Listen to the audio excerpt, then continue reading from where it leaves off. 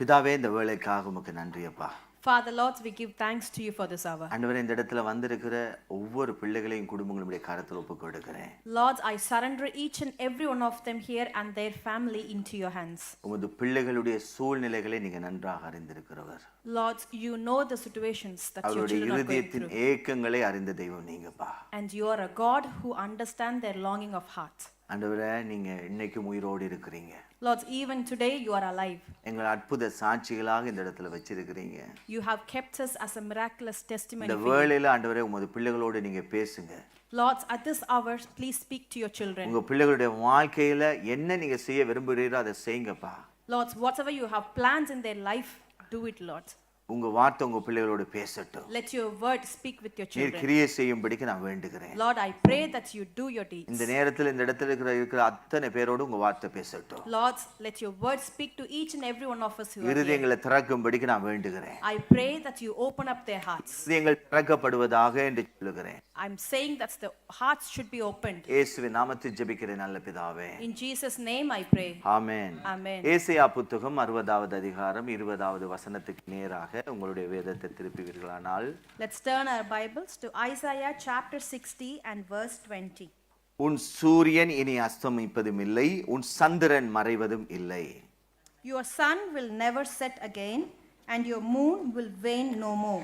கர்த்தரே உனக்கு நித்திய வெளிச்சமாய் இருப்பார். The Lord will be your everlasting light. உன் துக்க நாட்கள் முடிந்து போகும். And your days of sorrow will end. உன் துக்க நாட்கள் முடிந்து போகும். Your days of sorrow will end. ஆமென். ஆண்டவர் அவருடைய வார்த்தைகளை அனுப்பி அவருடைய பிள்ளைகளோடு பேசுகிறவர். The Lord is a God who sends his word and speaks through it. இந்த எழுதப்பட்ட இந்த வார்த்தையானது The word that has been written here. நம்முடைய வாழ்க்கையில ரேமாவாக பேசுகிறது மாத்திரமல்ல, நம்முடைய வாழ்க்கையை மாற்ற வல்லமை உள்ளது. Not only it is a rhema word that speaks to us, but it is capable of change our life இந்த completely. இடத்துல இருக்கிற ஒவ்வொருவரோடும் கர்த்தர் பேசுகிறார். To each and every one of you that the Lord is speaking to அவருடைய you. வார்த்தை மூலமாக கர்த்தர் பேசுகிறார். Through his word he speaks to you. அவர் சொல்றாரு, உன்னுடைய சூரியன் இனி மேல் என்ன செய்ய போகிறது இல்ல, அஸ்தமிக்க போகிறது இல்ல. The Lord says that your sun is not going to set உங்களுடைய again. சந்திரன் ஒருபோதும் என்னைய போறதில்ல, மறைய போறதில்ல என்று ஆண்டவர் சொல்றாரு. And the Lord says that your moon will wane no more. கர்த்தர் உங்களுக்கு எனக்கு நித்திய வெளிச்சமா இருப்பார். And the God is your and mine everlasting light. நம்முடைய வாழ்க்கை துக்கத்தோட முடிவதற்காக அழைக்கப்பட்ட வாழ்க்கை கிடையாது. Our life is not something being called to end in ஆண்டவர் சொல்றாரு, sorrow. right now இந்த நாளோட உங்களுடைய துக்கம் முடிந்து போக வேண்டும். And the Lord says right now from today onwards your sorrow will end. ஆண்டவர் சொல்றாரு, உன்னுடைய துக்க நாட்கள் முடிந்து போயிட்டு அப்படின்னு சொல்றாரு. And the Lord says that your days of sorrow has been இந்த over. இடத்துல இருந்து நீங்க போகும்போது நீங்க துக்கத்தோட போகல, துக்கத்தை இந்த இடத்திலேயே முடித்து வைத்து விட்டு போவதற்காக தேவன் கொண்டு வந்திருக்கிறார். When you leave this place, it is not you're going back with your sorrows, but God has brought you here to end it. ஆமென். கர்த்தருடைய வார்த்தை ஜீவனுள்ள வார்த்தைகள். And the word of the God is a living word. ஆமென். இந்த இடத்துல கர்த்தர் தெளிவாக பேசுகிறார். At this point the Lord is very clearly ஆமென். நம்ம speaking எந்த here. சூழ்நிலையில போய் கொண்டிருக்கிறோம், எப்படிப்பட்ட நிலைகளை கடந்து வந்திருக்கிறோம், எல்லாவற்றையும் அவர் அறிகிறவர். Whatever the situations that we have gone through, the Lord knows everything. நம்முடைய குடும்பத்தினுடைய சூழ்நிலைகள் அத்தனையும் தேவன் அறிந்திருக்கிறார். Our family situations, everything our Lord has known. ஆமென். நம்முடைய பெருமூச்சுக்களை தேவன் அறிந்திருக்கிறார். Our anguish, Lord has known it. நாம் தனியாக வடிக்கிற அந்த கண்ணீரை தேவன் காண்கிறவராக இருக்கிறார். All the tears that I have shed during our personal amen. time, the Lord எதுவும் has known. அவருக்கு மறைவானது கிடையாது. Nothing has been hiding from him. ஆமென். அவருக்கு மறைவாக நம்முடைய வாழ்க்கையில் எந்த பகுதி இருக்க There முடியாது. is no part in our life that has been hiding எங்கேயோ ஒரு from him. வனாந்தரத்தில் இருந்து ஆகாரு.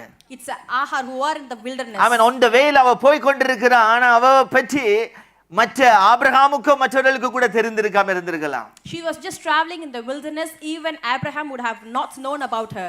அந்த மகன் சாக போகிற நிலைய மற்றவர்களுக்கு தெரியாம இருந்திருக்கலாம். ஆனா ஆண்டவருடைய கண்களில அந்த காரியம் பட்டது.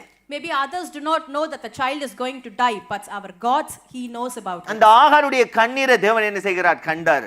The Lord has seen the tears of Hagar. ஆமென். அவளுடைய வாழ்க்கையில இருந்த அந்த துக்கத்தை மாற்றி ஆசீர்வாதமாக மாற்றினார். And all the sorrows in her life has been changed into happiness. இந்த இடத்துல இந்த வேத பகுதியில இருந்து ஆண்டவர் சொல்றாரு, From this passage that the Lord கர்த்தர் says நம்முடைய to you, வாழ்க்கையை மாற்றுவதற்காக தான் இந்த பூமிக்கு வந்தாரு.